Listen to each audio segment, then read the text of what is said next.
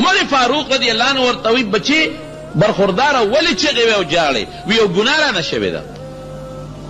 ګناه شوې ده او ډېره غټه ګناه شوې ده خو د هلک دومره چغې ووالې او دومره سلګۍ چې حضرت عمر یې په ژړا کړ عمره د خدای دپاره ما له نبي علیه السلام ته لاړ شه او سپارش وکړه چې ما له بخښنه وغواړي غر کې یمه تبه یمه عمر صاحب ورته وی هم په ژړا شو نو وی ښه صبر وکړې زه درنه مخکې ځمه چې مخکې ورغې نبي علیه السلام ته عمر صاحب ژړل حضرت عمر فاروق رضی الله عنه نبي علیه السلام ورته عمره ولې ژاړې هم سلګی وی عمره ولې ژاړې وی د الله رسول یې هلک دې ځان یې په ژړا مړ کړ چغې وی د هغه ژړا ته ګورم نو ما له ژړا راله ولې ژاړي وی هغه وی چې ما یو غټ ګناه شوې ده او ما له د پیغمبر علیه السلام سپارش وکړه چې ما له بخښنه وغواړي وی د هلک ته اواز کړه هلک چې را دننه شو په سلګو سلګو په چغو ژاړي او چغه وی د الله رسوله ډېره غټه ګناه رانه شوه حضور پاک ورته وی څونه غټه ګناه شوې ده وی ډېره غټه ګناه وایه څه ګناه ده نشم ویلې د الله رسوله ډېره غټه ګناه ده وی ستا ګناه غټه ده که د اسمانونه وی د ما ګناه وی ستا ګناه غټه ده که د الله عرش وی د ما ګناه وی ستا ګناه غټه ده که د کرسي د الله وی د ما ګناه لکه شرک دې کړی دی څه وی نه د الله رسوله شرک مې نه دی کړی مسلمان دی وجلی دی څه نه د الله رسوله مسلمان مې نه دی وجلی نو څنګه غټه ګناه ده غټه ګناه خو دغه چې مسلمان بې ځایه مړ کې او شرک وکړي وی نشم ویلی د الله رسول چغو سره په سلګوش دومره یې وژړل چې حضور پاک یې په ژړا کړه وایه ګناه څه ده وویم د الله رسوله سزا خو به نه راکې که نه او که راکې تیار یم خو چې اخر مې ښه شي ما به الله وبخي ته خو وایه که نه څه ګناه ده وی ښه زما ګناه دا وه چې ما به کفنونه د مړو نستل هغه مې خرڅو کله چې به خلکو مړې وشو خښ به یې کړ د شپې به زه ورغلم ما به د هغې نه کفن وایستا او مې خرڅ کړ د الله رسوله وویمه او ووایه وی ښه نو د انسوارو کې یو جینۍ مړه شوې وه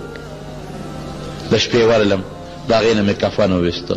چې کفن مې وسته هغه جینۍ خو مړه وه په قبر کې پرته وه خو ما نه هغه جینۍ سره ګناه وشوه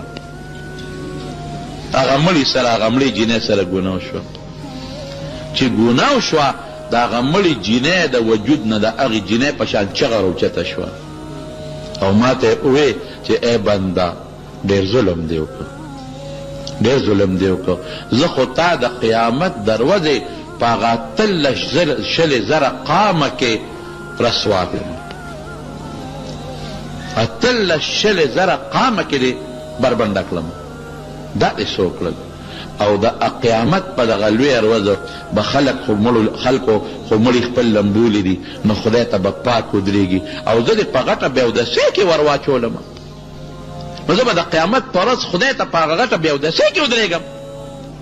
دومره دې وشرمولم دومره دې رسوا کړم دومره دې بېعزته کړم د قیامت میدان کې دې وشرمولم بس الله دا ګناه شوی د الله رسول دا ګناه شوی حضور پاک ورته فرمایل واقعي ډېره غټه ګناه دې کړې ده ډېر لوی جرم دې کړی ده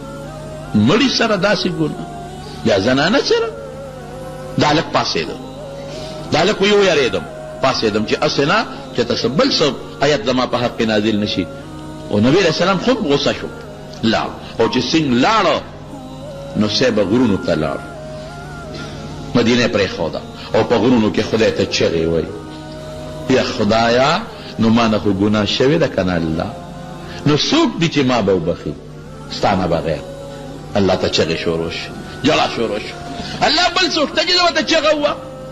الله ستا در نه خو بغیر بل څوک نشته زه خو حضور پاک لم لاړم هغې هم غږونه کوي یو غټه ګناه دې کړې ده یا الله څوکم خدای ستا نه بغیر بل څوک دی ستا د در نه بغیر بل څوک دی خدای چا ته چغه ووامه یا خدایا که دلته مې پینیسي نو دا سر مې مات که خو چې خیرت کې مې بچ کړي څلوېښت ورځې دا چغې ووالې څلوېښت ورځې پس حضرت جبریل علیه السلام راغی نبي علیه السلام ته جبریل علیه السلام پیغمبر علیه السلام ته وایي الله راولېږلم نبي علیه السلام ته ووایه چې دا مخلوق تا پیدا کړی دی که ما پیدا کړی دی حضور پاک وی نه الله پیدا کړی وی الله وی چې دا رزق ته ورکې که زه ورکوم وی نه الله روزي ورکوم وی ښه دا مخلوق چې ګناه وکړي زه به یې بخم که ته به یې بخې وینا الله به بخي وی ښه ورشه هغه سړی راوله او دا ورته زما د طرف نه د الله د طرف نه اعلان وکړه چې ما معاف کړی او ما بخلي. سړي پسې ګرځېدل راوسته. توبه استغفار داسې شی خو هغه د پښتنو توبه نه چې صرف غوږونه نیول دي او توبه توبه د بدو چې څوک نی نو حمله په بدو، هغه توبه نه، د زړه نه توبه. یا ایها الذین آمنوا توبوا الی الله توبة نصوحا. پښتانه وایي که نه وایي په نسوحه مې توبه، دا نصوحه عربي لفظ دی. داسې توبه چې یا الله په دې ګناه ستومانه ما که مې نه وې کړې څه خبره وه، الله آینده له به نه کوم، قصد به کې چې بیا به یې نه کوم، نفرت به پړه کې د ګناه نه پیدا کې او د خدای په دربار کې به د معافی اعلان وکړې، د معافی درخواست وکړې، بیا به د ګناه راته خدای پاک معاف کړي. نو زلزلې د خدای لوی قدرت او طاقت دی، علاج یې څه دی؟ استغفار، د خدای په دربار کې معافي غوښتل. او زما رونو ګورې کراله زما قسم په خدای چې دا ځمکه او جایداد او مال او دولت هر څه د نه پاتې دي، توبې ته به هم جوړ نه شي، چت به د باندې کښېني، تیر به د باندې راوغورځېږي، ځمکه به وشلېږي لاندې به ننوځي، بیا به څه کوې په دا مال او په دولت او په دې بچو باندې. نو د خدای په دربار کې استغفار ډېر ووایه. ښه زلزلې دي خدای به دفع کی، که دفع نشوي تا خو به خدای د عذاب نه وساتي که نه. نو د خدای په دربار کې استغفر الله استغفر الله استغفر الله، د زړه نه توبه وباسئ، بخښنه غواړئ. او که دا پوره استغفار ویلی شئ، استغفر الله الذي لا اله الا هو الحي القيوم واتوب الیه. ډېر ښه دی، علماو نه یې زده کړئ. استغفر الله من كل ذنب واتوب الیه. که دا هم نی یا الله تا نه بخښنه غواړم، یا الله تا نه معافي غواړم. او یارونو شته بل څوک چې د مونږ ګناه معاف کړي؟ شته څوک داسې چې ګناه به یې نه کړی؟ مونږ ټول ګناهګار یو که او بغیر د الله د اسرې نه او د ذات نه زمونږ بل څوک نشته. نو د خدای په دربار کې عاجزي وکړئ، توبه وکړئ، استغفار وکړئ، نو خدای به هم د دې عذابونو نه په خیر خلاص کړي. رب العالمینه خدای مونږ د خپل قهر او غضب نه په امن کې وساتئ. یا الله زمونږ ګناهونه معاف کړي. یا الله مونږ ډېر ګناهونه کړي دي، هم واړه کړي دي، هم لوی کړي دي، هم پټ او ښکاره. الله د ټولو د معافۍ درخواست کوو. د جمعې مبارکه ورځ ده او د جمعې مانځه ته تیارې دی، مبارکه ورځ د خدای ستا په دربار کې درخواست کوو الله زمونږ ګناهونه مونږ ته معاف کړي. یا الله زمونږ واړه ګناهونه معاف کړي، زمونږ لوی ګناهونه معاف کړي. خدایه اندل هم د ګناه نه توبه ده او خدایه ته هم د ګناه نه وساتې. الله زمونږ دا کشر کل نوجوان طبقه پروردګاره د ګناه د بوجونو نه وساتې، د لوفرو د ژوند نه وساتې، د بدعملو نه وساتې. خدایه مونږ د خپل ځان تابعدار جوړ کړي، مونږ د خپل پیغمبر تابعدار جوړ کړي. یا الله چې چاته څه پریشانۍ دي، ټینشنونه دي،